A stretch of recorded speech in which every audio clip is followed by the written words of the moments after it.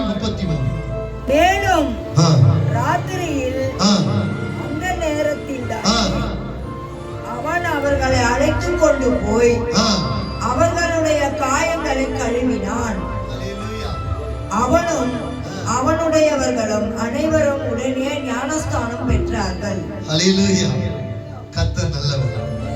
யோபு 5:18 படிங்க. யோபு 5:18. இதுதான் இருக்கும். ஏன்னா சூழ்நிலைகள் கிளைமேட் அந்த மாதிரி இருக்குல்ல, வேலை செய்யற பலவீனம். அவர் காயப்படுத்தி என்ன கட்டுகிறாரா? காயத்தை கட்டுகிறார். அவர் அடிக்கிறார், அவருடைய கை ஆற்றுகிறது. அல்லேலூயா. அடுத்தது படிங்க, நல்லா இருக்கும் பாருங்க. அடுத்தது அப்படியே போங்க. அவர் அடிக்கிறார். ஒருத்தர் கூட வசனத்தை சரியாக படிக்கல. 6 இக்கட்டுகளுக்கு உம்மை நீங்களாக்குவார். ஒரு ஆழமான சத்தியம் இருக்குது. 6 இக்கட்டுக்கு உன்னை நீங்களாக்குவார். 7ஆவதிலும் பொல்லாப்பு உம்மை தொடாது. 7ஆவதிலும் பொல்லாப்பு உன்னை தொடாது. கரங்களை தட்டி கர்த்தர் மகிமைப்படும். என் அன்பு தேவ பிள்ளையே, பாருங்க, கவனிங்க.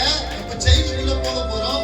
தயவு செய்து மைக்ல நிறுத்தி நிதானமா இந்த வசனத்தெல்லாம் ஏன் நான் முன்கூட்டியே சொன்னா, நீங்க நிறுத்தி நிதானமா படிக்கணும். அல்லேலூயா. ஏன்னா வசனம் என்பது கருப்பொருள். அல்லேலூயா.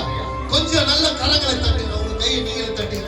ஒரு கொஞ்ச நேரம், ஒரு 20 நிமிஷம் முதல்ல ஒரு 5 நிமிஷம் தான் நம்ம செய்திக்குள்ள போகும். நல்ல கரங்களை தட்டி. அல்லேலூயா. பக்கத்துல கை பிடிச்சு சொல்லு, நீ கவனமா கவனிக்கணும். பிசாசுக்கு இடம் கொடுக்காது.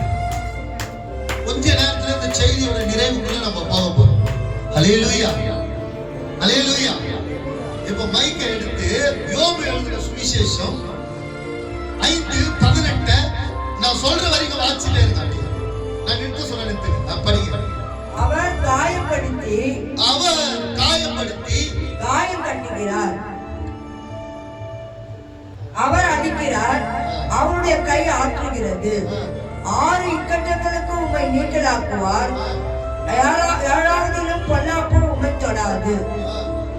அஞ்ச காலத்திலே அவர் உம்மை மரணத்துக்கு, யுத்தத்திலே பட்டயத்துக்கு, வெட்டுக்கும் விலக்கி மீட்பார். அல்லேலூயா. போதும். அல்லேலூயா. அல்லேலூயா. அவர் இந்த சொற்பொழிவு எப்படி வந்து ரிசீவ் ஆகும்னா, அவர் உன்னை காயப்படுத்தி உன் காயங்களை கட்டுவார். அல்லேலூயா. அவர் உன்னை காயப்படுத்தி உன் காயங்களை கட்டுவார். அல்லேலூயா. அவர் உன்னை 6 இக்கட்டுக்கு உன்னை நீங்களாக்கி 7ஆவது இக்கட்டுக்கு உன்னை தப்புவிப்பார். கரங்களை தட்டி கர்த்தரை நம்ம மகிமைப்படுத்துவோம். பைபிள் வாசிக்கிறப்போ இந்த ஒரு சொற்பொழிவோடு வாசித்தாதான் மத்தவங்களை டச் பண்ணுவோம். அல்லேலூயா. அல்லேலூயா. இப்போ லூக்கா சுவிசேஷம் 10:30 நிறுத்தி நிதானமா கொஞ்சம் அப்படியே கொஞ்சம் ஒரு சொற்பொழிவோட ராகத்தோட வாசிங்க. ஏன்னா இந்த வசனம் சாரை ஏற்றணும், இந்த வசனம் உன்னை மெருகேற்றணும், இந்த வசனம் உன்னை ஜொலிக்க வைக்கணும். லூக்கா 10:30. இயேசு பிரதியுத்தரமாக